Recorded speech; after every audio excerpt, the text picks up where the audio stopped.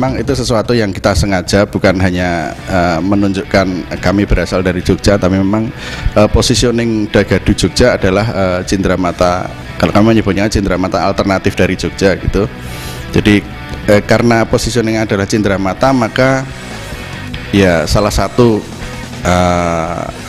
katakanlah syarat dari Cindramata ya dia harus hanya bisa didapatkan di tempat di mana Cindramata itu mewakilinya. Jadi Cindramata dari Jogja mestinya hanya bisa didapatkan dari Jogja.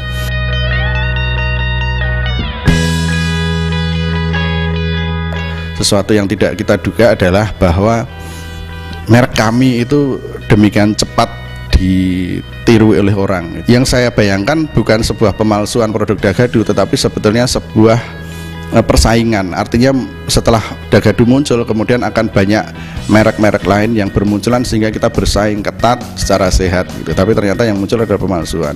Nah, kami terus terang juga mencoba untuk mengantisipasi itu, tapi sifatnya bukan mengantisipasi lagi, tapi juga sudah reaksi karena memang sudah terlanjur.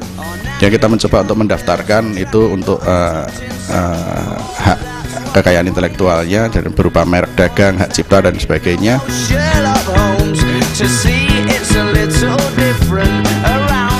Kepercayaan diri harus sedikit demi sedikit dimunculkan. Bagaimana mereka bisa mengkreasi sesuatu yang berbeda, tidak hanya sekedar mungkin menjiplak, tidak hanya sekedar meniru. Kalau kita kenal sekarang dengan ATM, amati, tiru, modifikasi, saya pikir masih relatif oke karena ada modifikasinya gitu ya.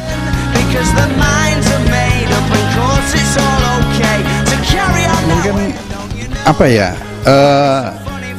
ya sikap apa adanya, kemudian ya tadi mengalir gitu, dan saya kira apa ya, sorry saya jadi iya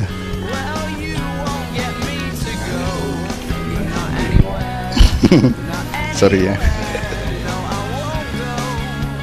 Ya, kiat yang coba saya pakai untuk pada saat saya mungkin mengalami penurunan semangat. Bagaimana kita berkumpul dengan orang-orang yang memberikan semangat atau memberikan energi positif pada kita, bukan berkumpul justru pada orang-orang yang menegasi atau menurunkan apa yang sudah kita lakukan gitu ya. Yang kami lakukan adalah membuat satu outlet terpadu, kemudian di situ ada satu ruang yang kita sebut sebagai MOI atau Museum Oblong Indonesia.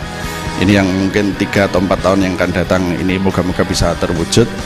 Dan kemudian di dalamnya juga ada satu ya communal space gitu ya, yang bisa mungkin anak-anak muda bisa mengekspresikan kreativitasnya.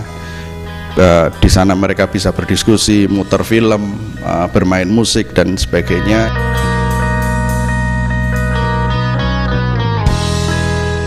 Yang mau memulai usaha, saya pikir memang harus pertama kali mengubah mental atau mengubah mindset. Jadi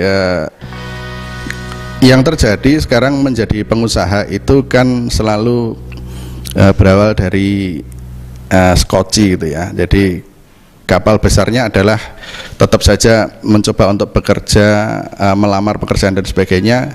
Kalau terpaksa belum bisa ya sementara berusaha dulu, sementara bisnis sendiri dulu, artinya masih pengen bekerja pada orang lain. Nah, itulah yang saya pikir harus diubah mentalnya. Berwirausaha tidak lagi menjadi skoci, tapi memang menjadi kapal utamanya, diniatkan sejak awal gitu, sehingga perintisan itu bisa dilakukan sedini mungkin. Saya kira saya dan teman-teman mengawali juga sejak menjadi mahasiswa, tapi sudah ya mahasiswa akhir itu pun sudah telat begitu ya. Artinya sudah mestinya melampaui dari apa yang bisa dilakukan oleh adik-adik mahasiswa yang barangkali mungkin masih semester awal bisa merintis kegiatan itu.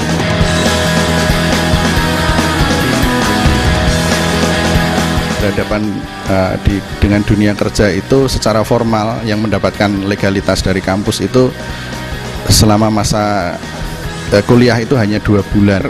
Mungkin kegiatan-kegiatan seperti semacam kerja praktek yang sifatnya lebih kecil-kecil atau bahkan mungkin lebih berkesinambungan itu setidaknya bisa lebih diperbanyak waktunya atau porsinya, sehingga apa yang sering menjadi isu